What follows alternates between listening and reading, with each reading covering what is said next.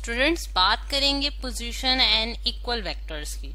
सबसे पहले अगर हम पोजीशन वेक्टर पे फोकस करें कि पोजीशन वेक्टर्स हमारे पास कौन से वेक्टर्स होते हैं, तो हम देखते हैं कि पोजीशन वेक्टर्स वो वेक्टर्स हैं हमारे पास जो कि किसी भी वेक्टर की हमें पोजीशन बताते हैं फ्रॉम द ओरिजिन, यानी कि position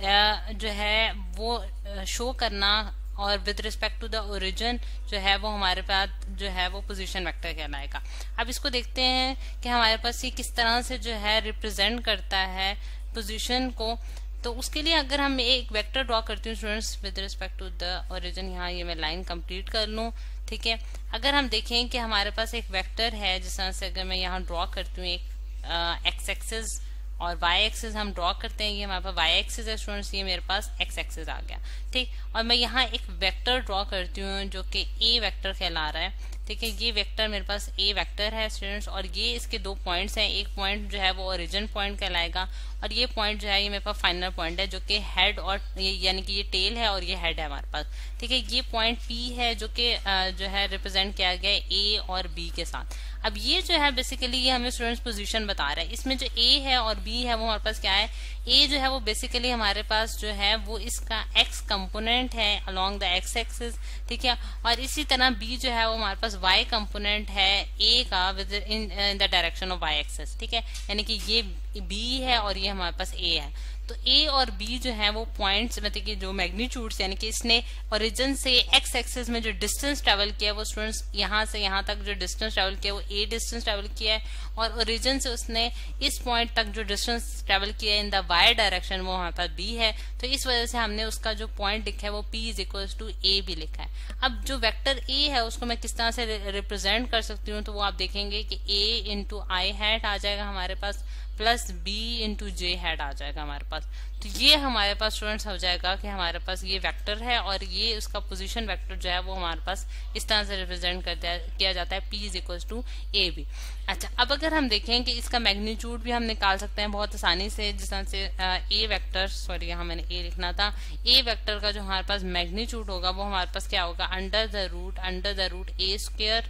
square plus B square, ठीक है। A square plus B square जो है वो हमारे पास इसका क्या आ जाता है, मैग्नीट्यूड आ जाता है। और इसी तरह अगर हमारे पास 3 डायमेंशन में कोई चीज हो, जिस तरह से अगर मैं आपको एक फिगर और दिखाती हूँ कि जिस तरह से इस फिगर में अगर आप देखें तो हमारे पास 3 डायमेंशन दिखाया जा रहा है, यानी कि x, y और z एक्सिस जो है हमारे पास तीनों मौजूद है। और इस केस में हमारे पास जो पोजीशन वेक्टर शो किया गया है वो x, y और z शो किया गया। अब इसमें x, y और z हमारे पास क्या है, हमारे पास देखा जाए तो हमारे पास x जो है वो x एक्सिस में जो उसने डिस्टेंस ट्रेवल किया गया उसे x से रिप्रेजेंट किया गया है, और जो y एक्सिस में उसने डिस्टेंस ट्रेवल किया था वो y है, और इसी तरह z एक्सिस में जो उसका डिस्टेंस होगा वो हमने z से डिनोट कर दिया। तो x, y, z जो है वो उसका क्या हो गया, हमारे पास position vector with respect to the origin O, ठीक है। यानी कि आपने कोई रेफरेंस पॉइंट ले लिया O, जिस तरह से यहाँ ओरिजिन लिया गया है, और उस केस से आप जो है जब आप उस पॉइंट से मतलब कि आप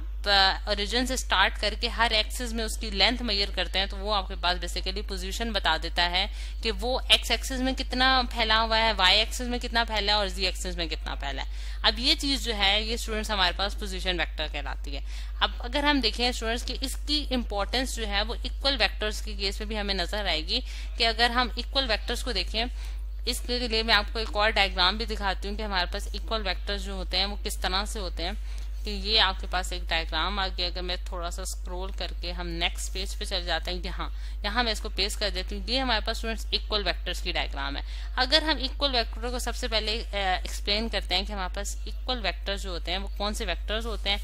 इक्वल वेक्टर्स हमारे पास स्टूडेंट्स वो वेक्टर्स हैं जिनका मैग्नीट्यूड और डायरेक्शन जो है वो आपस में क्या होती है, इक्वल होती है। यानी कि वो अगर मेरे पास A वेक्टर जो है उसका मैग्नीट्यूड जो है फॉर एग्जांपल 6 है, ठीक है, तो इसी तरह मेरे पास B वेक्टर का मैग्नीट्यूड भी हमारे पास 6 होगा। और अगर मैं फोर्स की बात कर लेती हूँ, क्योंकि वेक्टर जो है उसमें हमारे पास फोर्स जो है वो एक वेक्टर क्वांटिटी है, तो मेरे पास उनकी डायरेक्शन अगर A और B की डायरेक्शन भी सेम आ जाती है तो मैं ये कहूंगी ये मेरे पास क्या है, इक्वल वेक्टर्स कहलाएंगे। अब इसमें डिपेंड नहीं करता, ये डिपेंडेंस बिल्कुल इंपॉर्टेंट नहीं है कि ये ए जो है वो अगर ओरिजिन से स्टार्ट हो रहा है और बी हमारे पास किसी और पॉइंट से स्टार्ट हो रहा है तो ये इक्वल वेक्टर्स नहीं हो सकते, जबकि ये इक्वल वेक्टर्स होंगे उस केस में जब हमारे पास जो है कि अगर फॉर एग्जांपल एक वेक्टर जो है ओरिजिन से स्टार्ट हो रहा है और दूसरा वेक्टर किसी और पॉइंट से भी स्टार्ट हो सकता है। इट इज नॉट इम्पॉर्टेंट कि वो ओरिजिन से ही स्टार्ट हो, ठीक है। यानी कि जो मेन चीज है कि वो ये है कि ये दोनों वेक्टर्स जो है वो आपस में क्या होने चाहिए, पैरेलल होने चाहिए। जिस तरह से अगर